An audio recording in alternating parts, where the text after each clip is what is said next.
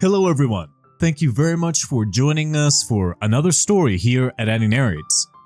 And the title for today's story goes like this. Future sister-in-law finds me 5 minutes before the wedding and says there's a big mysterious secret about the family that I should know, and then mother-in-law barges in with a suitcase and tells me this. Hello, I don't even know if I should be doing this because I am genuinely scared. But I feel like I need to speak out about it and make people aware of things like this. For privacy and safety, all names I use here are fake. Here goes nothing. I, 25 female, was born to a single mother who raised me all by herself. She immigrated from her native country when she was in her early 20s and pregnant with me. I don't know much about my father, because she never really spoke about him, but I got the feeling that he abandoned her after he found out that she was pregnant. She had nothing left back home and wanted a new start, and when she got an opportunity to move to a better country, she decided to take it. Life was hard. It was just me and my mother for as long as I can remember. She worked multiple jobs throughout my childhood, doing odd jobs here and there so that she could save up for my education. We lived in a tiny one-bedroom apartment till I was 12, until we managed to afford a slightly larger space. Money was tight, and we lived paycheck to paycheck, but she never made me feel like I was deprived of anything. She always put me first and tried to give me the best childhood that she could, and we shared an unshakable bond. I grew up knowing that nothing comes easy, and if I wanted to help my mother out, I needed to work hard, and work hard I did. I was an extremely studious child and filled my days with academic and extracurricular activities. By the time that I was in high school, I was on the honor roll with a really good GPA.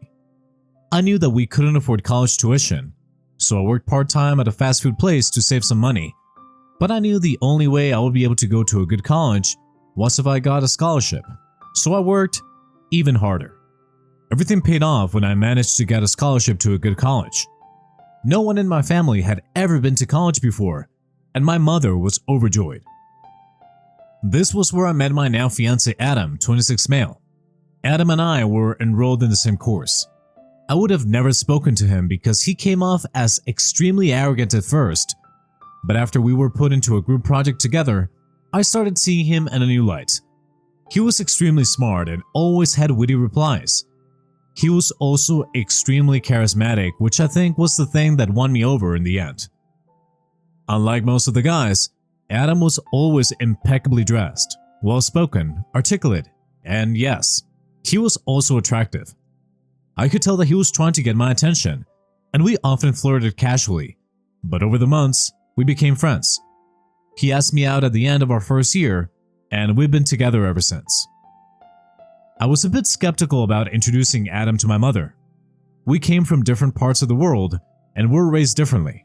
I had never seen them before, but Adam came from a huge family that was pretty wealthy, whereas for me, all I had was my mother.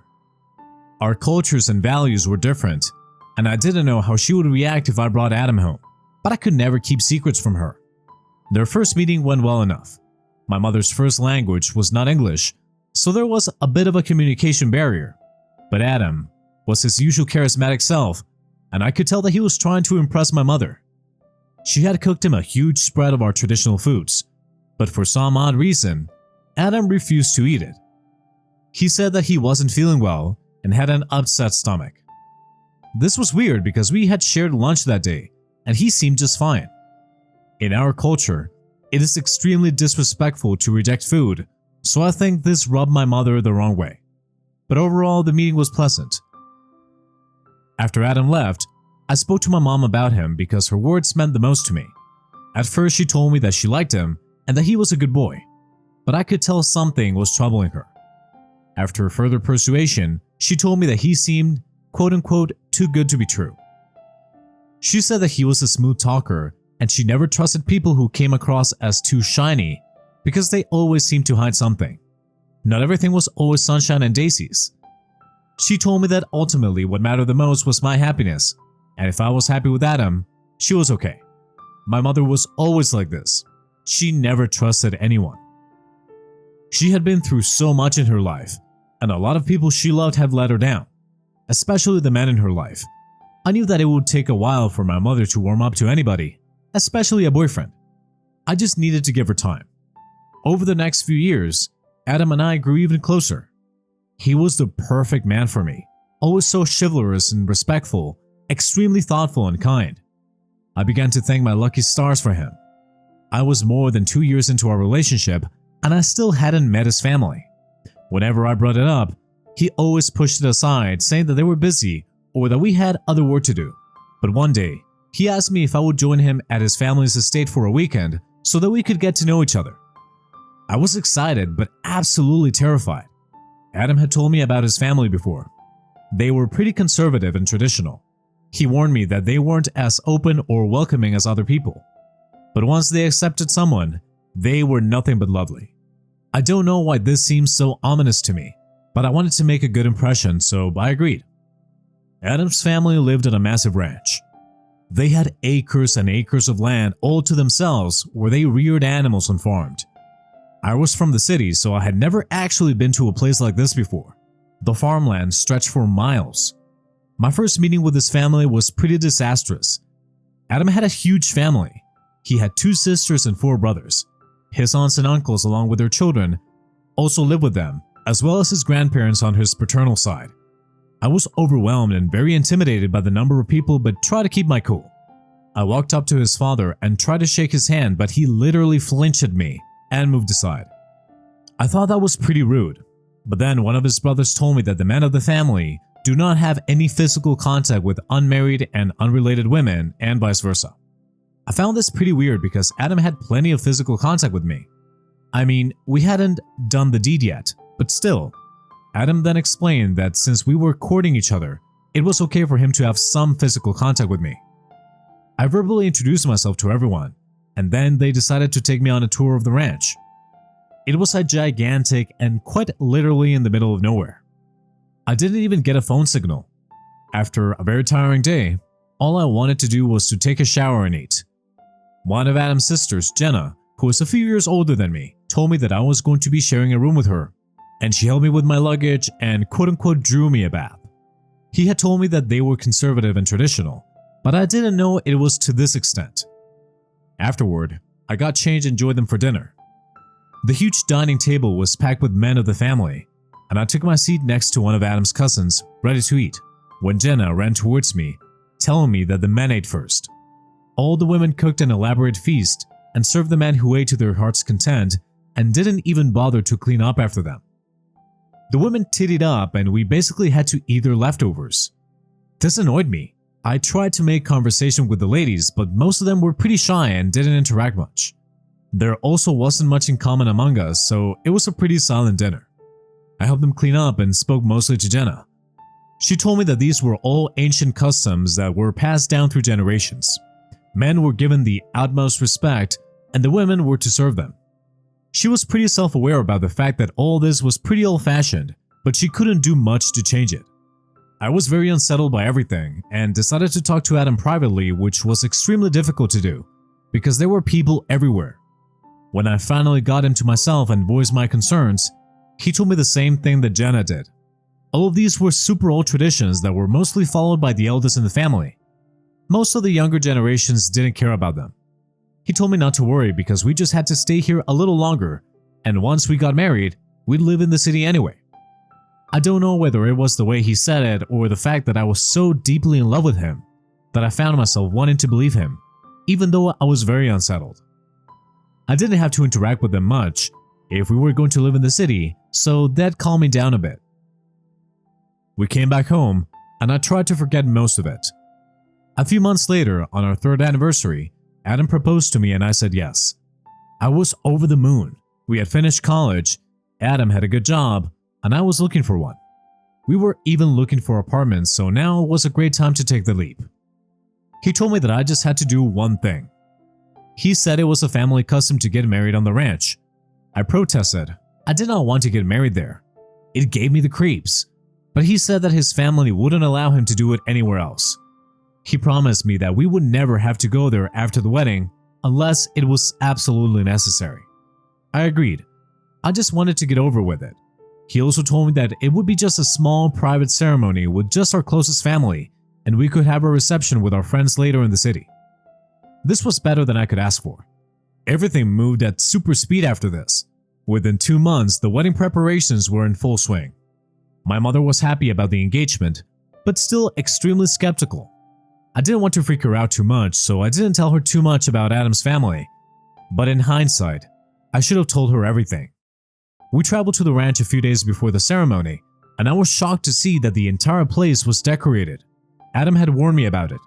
He told me that I could do everything I wanted with the reception, but to just let his family take the lead on this one, and then it would be over. How did I let that happen? Why was I so stupid? They gave my mother and me a grand welcome followed by a fancy rehearsal dinner. Most of the men gave speeches and all of them were pretty similar. Adam's father, who I barely interacted with, said that Adam was so lucky to have found the quote-unquote perfect girl, and that they were all so grateful that I was marrying him. Apparently, I had no idea what a huge favor I was doing to Adam by marrying him. After dinner, his mother and sister took me up to my room, which I was going to share with my mother, and showed me my wedding dress and veil. It was custom for every bride that married into the family to wear it. It was large and puffy and very old, definitely not my style. It also came with an extremely long veil. I would have never worn it, but then I remembered my promise to Adam and just went along with it. I could also tell that Jenna was behaving strangely, almost as if she wanted to tell me something, but every time she tried speaking, she was interrupted. I wasn't supposed to see Adam until the day of the wedding, so I only had my mother for company. That night was a restless one. I was super excited about marrying Adam, but at the same time, I kept getting this feeling that something was wrong. I could tell even Mom was weirded out by everything. We spoke for a long time, and she finally asked me if I trusted Adam. I told her I did. The morning of the wedding, Adam's sisters helped me get ready. I wore the huge white wedding dress and the long veil secured by a tiara, which was a family heirloom. Jenna did my hair, but still wore that weird expression on her face. The family pastor was officiating the wedding, and the men had a few traditions of their own, so I had to wait upstairs with my mother until the service started. About 10 minutes before the service, Jenna came in looking absolutely distraught. She locked the door and grabbed me, telling me to run. This was the most bizarre thing I had ever seen. She pleaded with me to leave as soon as I could. Now, both my mother and I were absolutely freaked out. I told Jenna that everything was okay. I was literally about to walk down the aisle in a few minutes. She sat me down and told me that the family had been hiding a huge secret and I needed to know. Just then, somebody knocked on the door. Jenna looked terrified but relieved to find out that it was her mother. She opened the door and his mother walked in looking equally as scared as Jenna with an old dusty suitcase. Now I was really confused. They both sat me down and told me that I had to go away and that I could not marry Adam. They said that it's custom in their family to take every newborn child to a spiritual leader, and he usually predicts the child's future and determines if the child is blessed. Everybody takes the word of the leader very seriously. When Adam was a baby, he predicted that Adam was cursed. This curse would prevent him from succeeding in his life and slowly destroy the entire family. The only way that they could break the curse was if he married a virgin girl and got her pregnant within a few months of marriage. The curse would be then transferred to the baby. Once the baby was born, they had to sacrifice it, and he would have to get rid of me because I would carry the remnants of the curse. That was the only way they could get rid of the curse. Otherwise, it would bring bad luck to the entire family. I was too stunned to speak. This had to be some sort of elaborate prank, or maybe they were just trying to scare me to have some fun, right? Wrong. I began to laugh because this whole thing seemed so ridiculous, but Jenna and her mother did not look amused at all. When I told them that there was no way Adam would do this, they told me that Adam knew everything and that he was the one who actually chose me personally. I just stared at them. My mother-in-law pushed the suitcase towards me and opened it. Inside were several weird ornaments and jewelry that had been passed down through generations. Old rusty knives, photo frames, mirrors, bunches of hair tied with red thread, fingernail clippings, and God knows what else. There was also a huge photo album which looked very old and contained pictures of the entire family. She went through the pages and showed me a picture of her holding Adam as a baby and pointed to an old man next to her, saying that he was the spiritual leader. She showed me a bunch of other photos of babies being held by this man, people praying, standing around a fire holding hands. The whole thing made me feel incredibly unsettled. I could feel my skin crawling. One look at their faces and I knew they weren't lying. There was no way they would make this up. My mother reflected on my terrified look. Jenna said that they wanted to warn me before, but they were never given the chance and were too scared to do so. If they got caught, they would be punished, but they wouldn't let me marry Adam without knowing this. They told me to run again, but I began to panic. There was no way I could escape right now. There was no time and I didn't know what they would do to Jenna and my mother-in-law if I mysteriously ran away minutes before. I had to be smart and try to come up with a plan to buy more time. I told my mom, Jenna, and my mother-in-law to just go along with my plan. I had to take drastic action, so I started walking down the stairs. And as I was halfway down, I purposely tripped and fell down the stairs, hurting my ankle. Everyone ran to see what was wrong. I pretended to wail in pain, and my mother began screaming, saying that I needed to go to the hospital.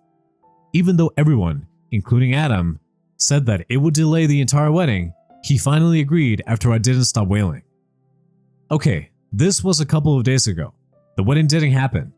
I was rushed to the emergency room, and the minute that I was with the doctor alone, I told her that this was an emergency and that she had to tell Adam that I had broken my ankle and had to stay overnight or for a couple of days, and that I would explain everything later. She looked at me, puzzled, but I think she saw genuine fear in my eyes and agreed. Adam and his father were furious that the wedding had to be postponed. I had never seen him this angry before. He left along with his family and told me that he'd visit in the morning. I'm writing this from the hospital. My doctor has convinced them that my injury is much more serious and that I need bed rest for a few days. I'm too scared to tell anyone what happened because I don't know what they're capable of doing. I'm scared for my mother as well as for Jenna and my mother-in-law. What do I do? It's been a couple more days and my time is running out. I started weighing out my options. Adam is already pretty suspicious about this whole thing, so I can't just tell him that I don't want to get married anymore, because that would just confirm his suspicions. I need to be smart about this. I told my doctors everything, and even though they didn't believe me at first, I managed to convince them. Jenna came to visit me yesterday, and even though she was extremely scared, she was my alibi. We all agreed that the police need to be contacted, but it's important that we have proof, otherwise it would be just empty words and they could get off scot-free. So this is what we plan to do. I was still clinging to the hope that all this was a big lie and I wanted to test Adam. If he really loved me and didn't care about the curse, he would marry me even if I couldn't have a baby. But if the only reason he wanted to marry me was so that he could sacrifice my child, then the news that I was infertile would definitely make him change his mind. We put his plan into action. With the help of the doctors, they managed to make a bunch of fake reports saying that I was unable to produce eggs and would never be able to have babies. When we showed these reports to Adam, he began to freak out and yell at the doctors to repeat the tests and that I had to be able to have a baby. He made a couple of phone calls, making a huge scene in the hospital, and stormed off without even looking. This confirmed my worst fear. Now it was time to get evidence so that the police would have some proof to take action. Adam wasn't interested in me anymore, but that doesn't mean everyone else is safe. It is just a matter of time before he finds another girl to trap, and from the looks of it, this practice of sacrificing babies is not a new one. This was where my mother-in-law and Jenna came into the picture. They had to sneak the suitcase to the hospital so that it could be handed over to the police. It did take a lot to convince my mother-in-law to finally speak up, because she was literally scared for her and her daughter's life, but she finally agreed. We are going to contact the police tomorrow. Everything has to go on perfectly for this to work. If Adam or his father catch a hint of this, they could ruin all the evidence, and then I don't know what's going to happen to us. Please pray. I will keep you updated. Hello everybody. It's been an eventful week. Also the scariest week of my life. We called the police and explained everything. Jenna and my mother-in-law were with me in the hospital and they gave their testimonies. My mother-in-law said that she had been in the family for years and she had heard rumors of the family being associated with black magic and had seen the sacrifice of a baby with her own eyes. We showed the police the suitcase with all the evidence in it, all the pictures of the various members and the rituals and everything. We were all terrified that even though the police had evidence, Adam could charm himself out of anything and hurt us. Only after the police assured us multiple times that they would protect us by law along with the rest of the women that we allowed them to leave. From what I heard, the police went up to the ranch with a warrant to search the area. They evacuated all the women and children and kept them in the safe house. Upon searching the grounds, they found more evidence of cult meetings and black magic. They even found a small graveyard on the property. They managed to find a register containing the names of many men who were in the cult. They arrested Adam, his father along with his brothers, and they have been detained in jail and will be put on trial. I don't know much else. Everyone is still in a bit of panic, but I'm glad that they are behind bars. I am back with my mother in our apartment, and both of us are still reeling from the incident. Now that I think about it, Adam really did choose the perfect victim. I was an immigrant with a single mother. I had no other family. He didn't let me get a job so that nobody would know that I was missing. He charmed me so much that I was willing to disregard every single massive red flag that was right in front of me. I can't believe that I was that naive. I felt betrayed, like I've wasted so much of my time on a lunatic. But I am more relieved than ever. No more relationships for me anytime soon, that's for sure. Hello, it's been a while. About 3 months since my last update.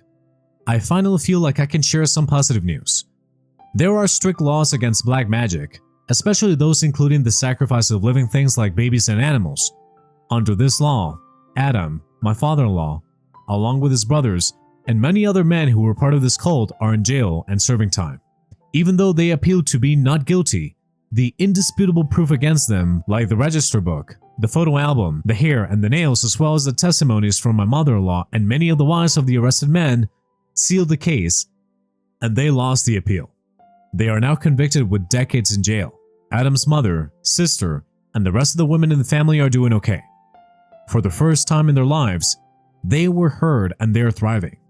They were given a small land where they now live and go about their work. Jenna even got a job in the city, and I still keep in touch with them from time to time. As for me, I still live with my mother, and I don't plan on leaving her anytime soon. I got a job that pays well, and in a few months, I'm going to pay the down payment for a much better apartment in a much better neighborhood. I don't think I'm ever going to get over what happened, but I will forever be grateful to Jenna and my mother-in-law for risking their lives to save me. God was truly on my side that day. I'm even more thankful that these lunatics are behind bars and can't hurt us or any other innocent girl again. Things still feel very topsy-turvy and I still get nightmares, but I know over time, things will get better. Sacrifices, black magic, that was a wild one. Thank you very much for joining us for this story, guys. Remember to smash that like button and subscribe for more stories. Thanks again. We will be seeing you in the next one.